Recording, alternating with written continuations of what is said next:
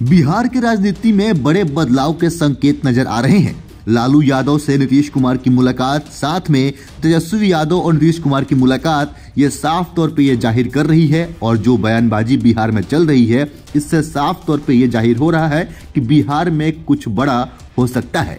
बिहार में बड़े राजनीतिक बदलाव के संकेत साफ साफ नजर आ रहे हैं। तो वहीं बिहार के मुख्यमंत्री और जेडीयू के मुखिया नीतीश कुमार को लेकर एक बार फिर राजनीति गर्म हो गई है। गृह मंत्री अमित शाह के ग्रीन सिग्नल और लालू यादव के बढ़ती दूरी के चलते कयासों का बाजार भी एक बार गर्म हो गया है।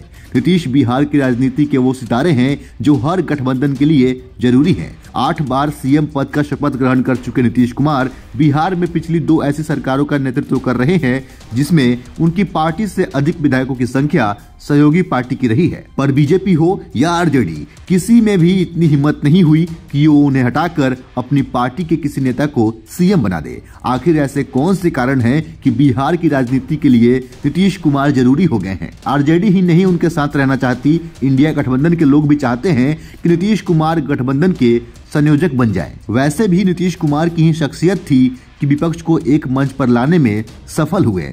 पर अचानक ऐसा क्या हो गया है कि नीतीश कुमार के लिए एनडीए गठबंधन में जाना उनके लिए मजबूरी हो गया है? तो आइए सबसे पहले ये जानते हैं कि आखिर वो कौन से कारण हैं कि जेडीयू के विधायकों की संख्या कम होने के बावजूद, चाहे बीजेपी रही हो या आरजेडी, कोई भी नीतीश कुमार को पीछे करके अपनी पार्टी का मुख्यमंत्री बनाने का साहस नहीं कर पाया। तो दरअसल बिहार में लालू राज के जंगल राज के बाद नीतीश कुमार बिहार में सुशासन बाबू का विकास पुरुष के रूप में प्रतिष्ठित हो गए। जिस बिहार की पहचान अपराध, नरसंहार, फिरौती, उद्योग धंधों का पलायन, टूटी सड़कें बन चुकी थी, उसे काफी हद तक सामान्य करने में नीतीश कुमार सफल हुए थे। उनके नेतृत्व में एक ऐसा भी दौर आया जब बिहार की ग्रोथ रेट पूरे देश में सर्वाधिक हो गई थी। दूसरे बिहार में अपने तमाम प्रतिद्वंदियों के सामने नीतीश कुमार ने अपनी ईमानदार छवि बनाकर बरकरार रखी। चुनाव में दाखिल हलफनामे बताते हैं कि आज भी उनके पास संपत्ति के नाम पर ज्यादा कुछ नहीं है, जबकि उनके सामने तेजस्वी यादव बहुत कम उम्र में ही करोड़ों के मालिक बन चुके हैं। उन्होंने अपने परिवार के लोगों को राजनीति से अलग रखकर एक मिसाल कायम किया है। साथ ही आपको बता दें कि नीतीश कुमार लोहिया और जेपी के अनुयायी रहे हैं, इसलिए उनके लिए गैर कांग्रेसवाद और बीजेपीवाद ही उनकी राजनीति की असली पहचान रही है। पर उन्होंने बड़ी कुशलता से अपने को दोनों पार्टियों से भी अलग रखा और मौके पर उनका सहयोग भी लिया। यही कारण है कि नीतीश कुमार की पूंछ आज भी बनी हुई है। बिहार की राजनीति में आज उनके बिना किसी गठबंधन की कल्पना नहीं की जा सकती है। तो वही नीतीश कुमार अब समझ गए हैं कि पीएम पद उनसे काफी दूर है और पीएम बनने का सपना उन्हें छोड़ देना चाहिए। नीतीश कुमार राजनीति के माहिर खिलाड़ी माने जाते हैं। वो देश की राजनीति का भविष्य देख रहे हैं। उन्हें पता है कि इंडिया गठबंधन का भविष्य क्या होने वाला है।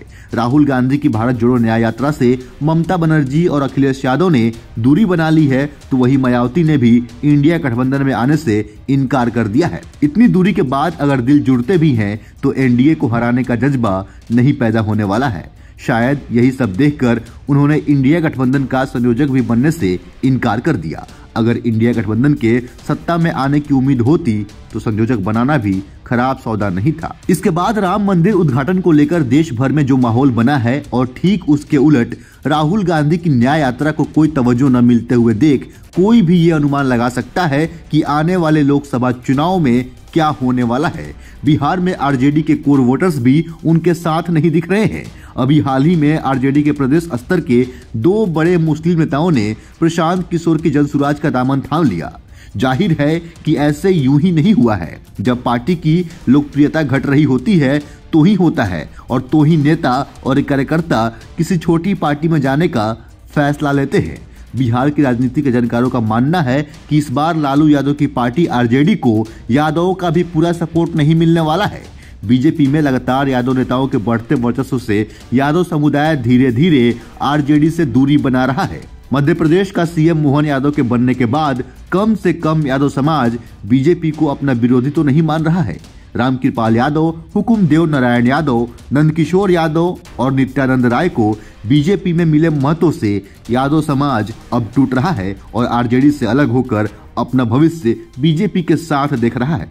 तो वहीं जेडीयू के कुछ दिनों पहले तक अध्यक्ष रहे ललन सिंह नीतीश कुमार के बहुत पुराने साथी रहे हैं।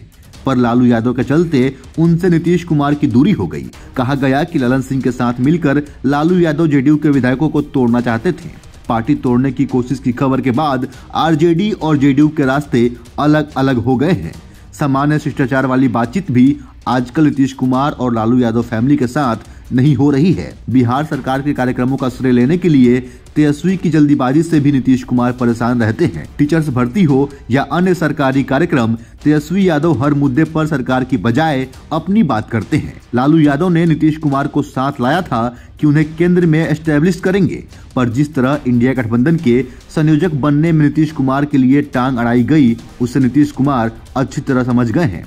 फिर जब ममता बनर्जी ने मल्लिकार्जुन खड़गे को पीएम पद के लिए प्रस्तावित किया तो भी लालू यादव ने उसका विरोध न करके उसको मौन स्वीकृति दे दी। दरअसल लालू ये चाहते हैं कि उनके पुत्र तेजस्वी यादव बिहार के सीएम पद पर बैठ जाएं और वो कभी भी ये नहीं चाहेंगे कि नीतीश कुमार देश के पीएम बन जाएं। बता दें कि बिहार को आरजेडी के कुशासन से मुक्त कराने के लिए ही जेडीयू का गठन हुआ था। जिस पार्टी का गठन ही आरजेडी के विरोध की जमीन पर हुआ हो, उसके साथ दोस्ती कितने दिन चलेगी? नीतीश कुमार आरजेडी के साथ महागठबंधन की सरकार बनाने के बाद भी आए दिन अपनी भाषणों में बिहार के जंगल राज की चर्चा करते रहते हैं। कई बार तो ऐसा हुआ कि मंच पर सरकार में डिप्टी सीएम तेजस्वी यादव भी बैठे हुए हैं और सीएम नीतीश कुमार ने जंगल राज से बिहार को मुक्त कराने की चर्चा कर दी। बिहार में जब से महागठबंधन की सरकार बनी है, कानून व्यवस्था आउट ऑफ कंट्रोल हो गई है।